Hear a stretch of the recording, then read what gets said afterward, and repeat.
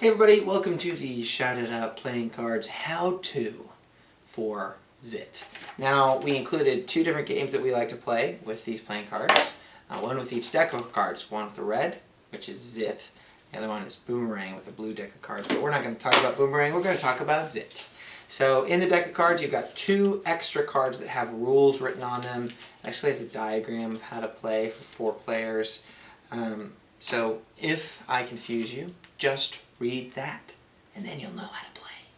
Okay, ZIT is essentially competitive solitaire. So the goal is to get rid of your ZIT pile to win rounds, and then through those rounds you're trying to get to a set number of points that you set with the other players. So it could be 50 points, could be 100 points. You could go for a weekend marathon, do like 1,000 points.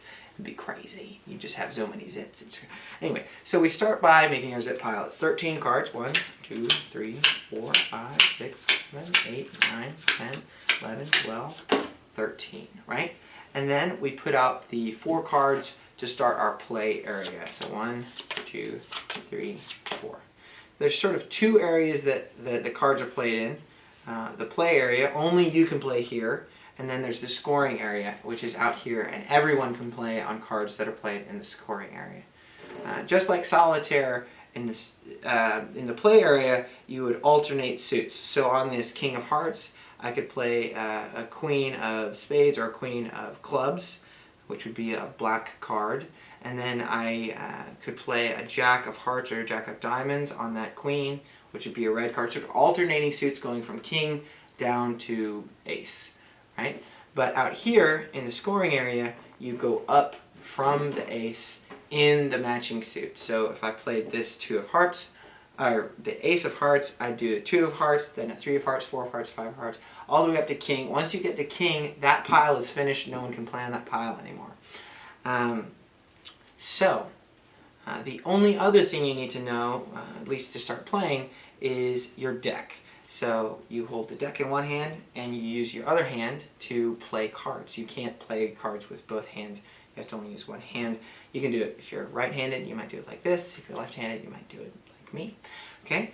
With the deck, when you use it, you have to sort 3 cards at a time, or shuffle 3 cards at a time. So you go 1, 2, 3, flip. And that's the card you can play, the card that's on top. You can't just go 1 card, oh, what's this one now?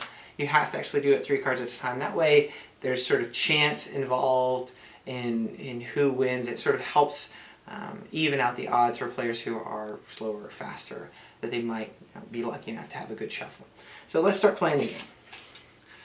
If I was playing, we'd say go, and I'd start playing my aces. I'd put aces out there. Now, I rigged this deck so that you guys could see 4 aces out in the play area, or in the scoring area. Sorry about that.